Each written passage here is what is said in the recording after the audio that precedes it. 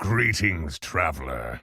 We are going to be reviewing a game from JeefHS. JeefHS doesn't really need an introduction. He's basically just rank 1 and 8 most of the time, which is a crazy feat. So super good player, friend of the stream. We're gonna have a look at one of his games that he played. Dragon Ellie, Murloc, Naga, Quilboar. I'm not sure if there's too much from the types that we can tell right now. Murloc plus Quill opens up Murkeye. Probably the main things here. Rakanishu is rated A by the tracker. And then we have 2 Ds and a C, so let's see if he just goes with the ranking or not. Eudora, okay. We see him ignore the deck tracker's advice here. I've seen Jeef do this before as well, and Beater as well. On heroes like Maiev and just in general hero power, reform curve type heroes, they buy apples and skip their first minion buy. So the upside of that is that you're able to hero power on turn 1. Now, if you're Maiev, you're gaining a minion anyway. You're just taking extra damage. But because you're able to buy Apple, you catch up in tempo later.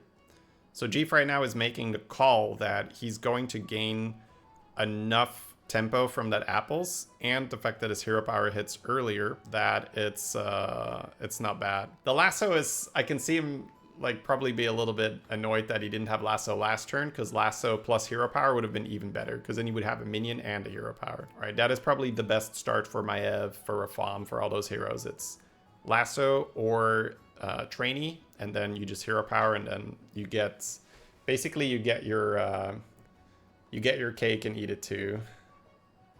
He buys lasso here. Oh, this is actually really cool. This also shows. Man, wow, that's so cool. Because I can guarantee you, most people would have just like slammed that front rake and not really think about that lasso. But essentially what Jeef does here is that he calculates his next turn, right? It's the 5 gold turn. Hero power will take away 1 gold. Buying a minion will take away 3 gold. Which means that he does not want to have a 2 gold spell in his shop. He wants to be able to spend the 1 remaining gold on the spell. So he used the lasso to free up that shop slot because he wanted to freeze because he cast apples. It's turn 2 and there's already a cool play that happened.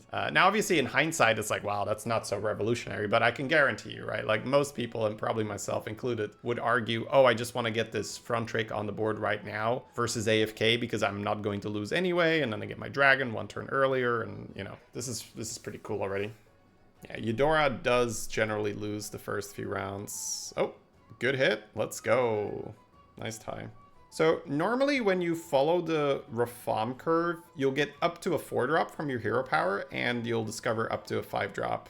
Well, a 5-drop. But because Jeef hero powered early, he's going to probably press the button again next turn and get up to a 3-drop from his hero power, and then a 4-drop from the discovery.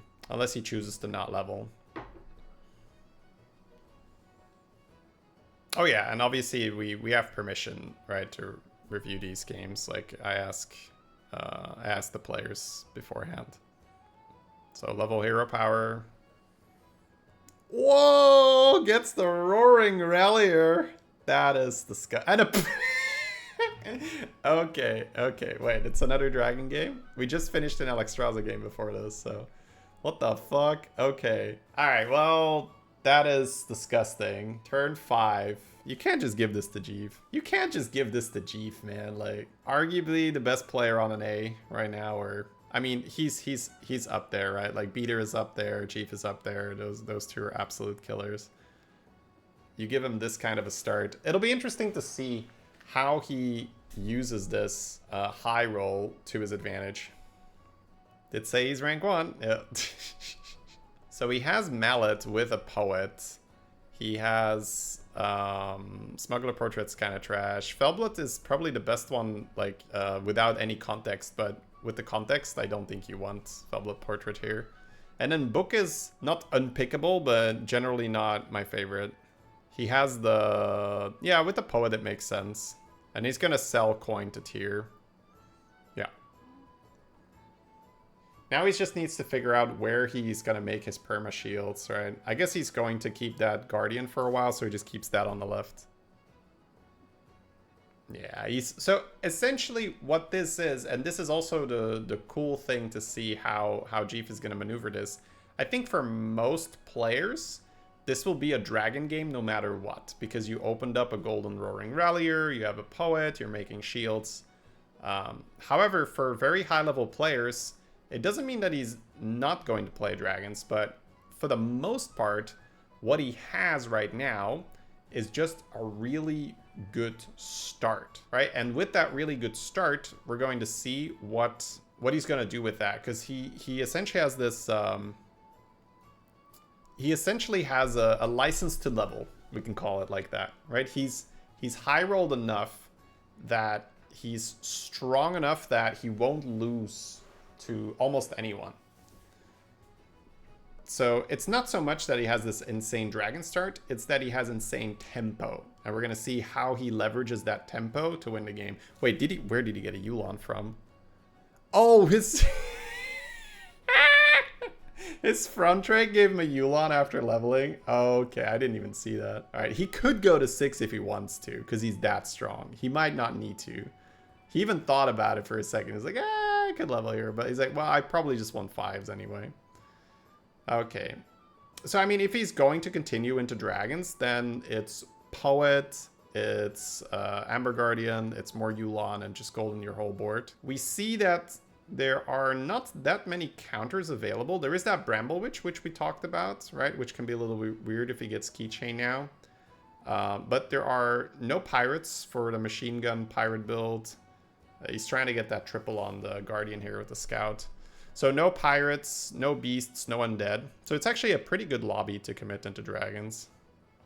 All right. We'll see if he goes for the hero power here, if he's interested at all, or if he just buys that spell. Or if he just rolls, it's not even worth it. Right, he gets a gem. So he's just like, you know what? Let me just make money here. That's, okay, that's such a JEEF thing. I wouldn't have really considered that.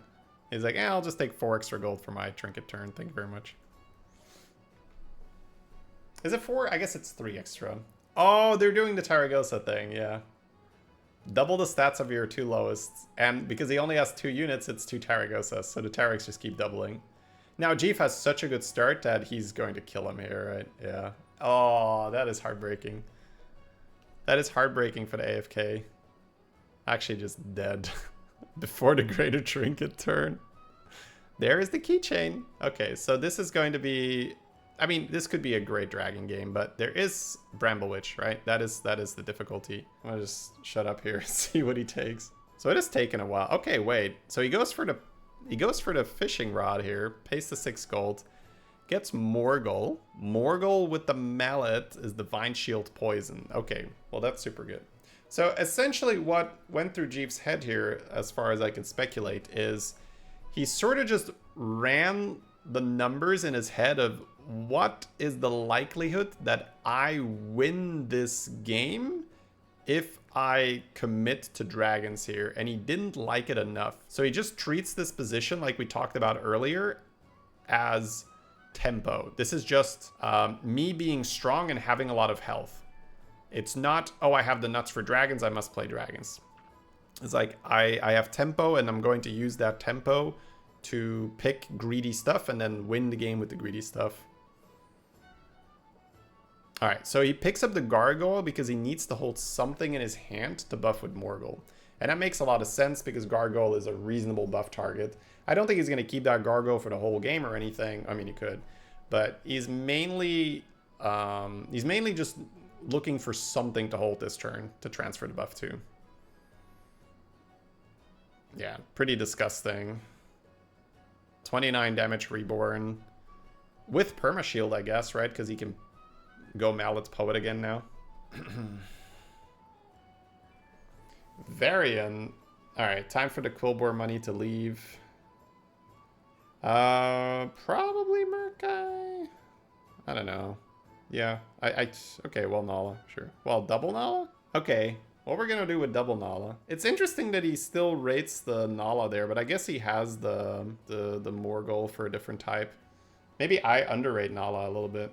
So weird that he takes that first Nala over Murkai, and then here he's kind of doubting whether he wants the second Nala or not, which is so curious, right? And I like that because it makes me think a little bit more. about my own decisions. Okay, Warpwing would be a good buff target.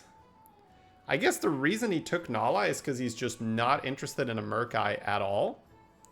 And because he's not interested in Murk-Eye at all, he's just like, well, Nala could give me a few buffs. But then he's not really going to go full Nala. He's just trying to get some value, which means that Orgazoa would be better to get some value because Orgazoa is money. And money is generally better than just getting a few extra stat points. There's an Eyes, but does he care at all? Probably not, right? So he needs to put this Gargoyle on the board, so Warpwing is the only buff target, I'm guessing. I could keep both, but that seems to make no sense. I think this Nala just gets sold to put the Gargoyle down.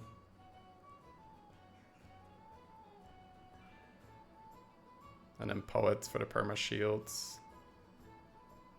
Alright, he will dig now because there's a brand in the shop and he wants that, I guess. Yeah, I think so indeed, Saf. I think that's the reasoning. So basically what we can take from that turn is that he's just really sure he doesn't want to do anything with Murk-Eye.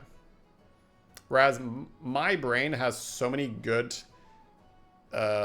references to Murk-Eye, right? I have so many good experiences with Murk-Eye that I'm just like, oh, Murk-Eye, let's go. But essentially that's what happened there. He just ruled out that he was going to use Murk-Eye. Therefore, it just did not make sense to take it. Another Morg, okay. So he could put those on opposite edges and have 2 Divine Shield Morgs. The one awkward thing is that the Morg doesn't steal the stats unless he's the one attacking. So if you put it all the way in the end, then there's a chance it does not get the hit. We have Yulon still on our board. Oh, could Yulon make a golden Morg for a fight? He's thinking about the dragon damage. That's, I don't know. Maybe he's just playing around with the spells. I don't think the dragon damage is relevant enough here, right? Alright, he buys the Mutinous. Maybe to get rid of the dragon later. Alright, he will end up with this. Okay. Man, keeping the Yulon to golden and Morg is so crafty. I would not have considered that, and it's super cool to see it.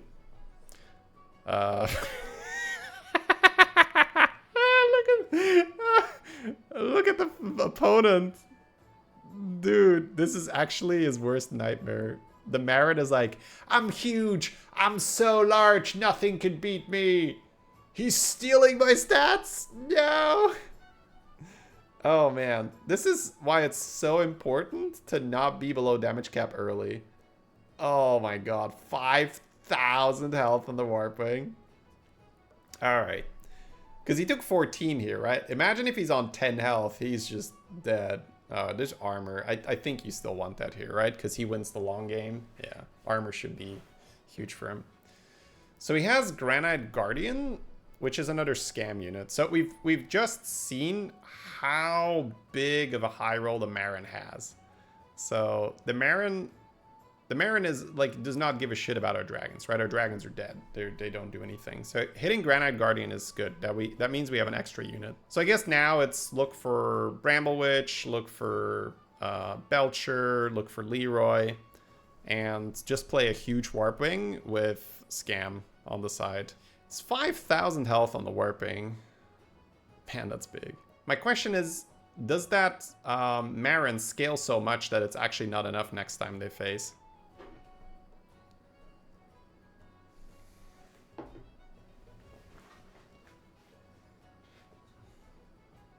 Alright, so he's picking up the Thrasher, which is exactly what we talked about. Oh, getting rid of the Yulon here. Because he's not going to hold anything. No, he's going to hold something, right? Oh, but the Yulon with gold in the Warpwing. Yeah, that makes sense. And a golden Warpwing does not matter. Yeah, okay, of course we get rid of the Yulon. I guess we're holding Thrasher because we have spells? Yeah, I like that. You should cast the armor, though. Yeah. Alright, so we're going to Divine Shield our Warpwing now. Man, that's so insane. If the opponent doesn't have Taunted Leroy. I was considering throwing out an extra Taunt to play around stuff. Yeah, but the opponent doesn't have Scam, so a 5,000 health Warpwing is always lethal. The opponent's on 8 health, right? Warpwing always deals 12 total, so even if somehow they kill every other unit, it's not going to matter.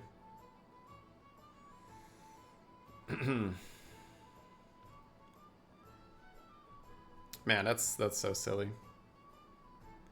Oh, hey, Remixed. Well, I hope you have a nice move, though, right? And I hope everything else is good. Okay, so second Granite. So, yeah, what I like to do at this point is to count how many actual units do I have. Double Granite, double Morgl, Warpwing, Thrasher. So he really only needs one more unit. So Spore could do it if he buffs it, but doesn't really want it. Eyes of the Earth Mother on nothing, right? No. So Spore was not good enough for him. That's interesting. Bramblewitch is in, right? Might want that one. There is a temporary Divine Shield. He could technically bank that to prepare for the all-in. He is on 29, so it's definitely strong enough that he doesn't need to play out. I'll skip ahead a bit. Right. No, he's selling already. Yeah, we'll go for the temporary shield. I don't think he uses it here, right? The Marin is the one that matters. Everyone else he can basically solo with his Warpwing. Yeah. Essentially, the first thing we do is we just check the enemy board for Leroy. If there's no Leroy, it's over. Because, I mean, who can deal with a 5,000 health Warpwing, man? Maybe the Marin, right? That's the only one. Yes, I have seen the Scallywag Poet build. It's really funny. It's sort of tough to get that going, though, in solos. Maybe in duos it's a bit easier.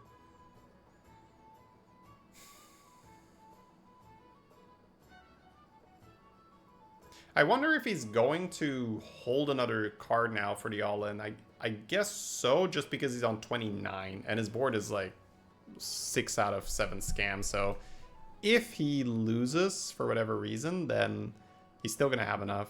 Does he take the Spore now that he's on 2 golds? I think so, right? He's at least considering it. Oh, yeah, that's useful. He can hold Warping now. Should probably want to play the spine, the dragon spine, dagger spine, or whatever. Now that he's casting spells, yeah. Yeah, he wants a small buff for the Spore so it doesn't die to a blaster. Looking for another Thrasher, maybe? Sure. Belcher, that's better. I guess he could freeze that, or he could sell. No, he's not even gonna buy it. Freeze the Leroy. Yeah, buff the Spore a little bit so it doesn't die to blaster. And then I don't think you lead with Warping just in case they have taunted Leroy. But I mean, this is just such an unethical board here. Which is crazy, right? Because the board that the Marin has built just doesn't lose. Right? Like if you think about your average lobby, like how many lobbies out of 100 would the Marin win with that setup? At least 95, I think. Then again, it is a Murloc lobby, so people can build scam. Okay, well, he's just not okay. Well, maybe I take it back. How big was that Warping? That's pretty good. All right. Yeah, so this Marin is not concerned with scam at all. So in a Murloc lobby, yeah, this is probably a little bit optimistic. Now, maybe he forgot what Jeef had. Maybe he sort of gave up mentally because he's fighting Jeef. I don't know. But yeah, that was not ideal to go into the final battle. Just 7 things. No shield, no cleave, no... I mean, he kept a Poet thing. Well, not Poet, Prophet, right? Look, I don't know how many ending boards have a Prophet on them. Look at that. He kept it because it has 8,000 health, but it's taunted, right? In the end game, your big taunted unit, if it doesn't have shield or reborn or whatever, it's literally just going to get poisoned or Leroyed. All right. Wow, that is so weird. 12,000 health. Okay. Wow, that was crazy. Cool game. Cool to see how he uses that high roll to his advantage.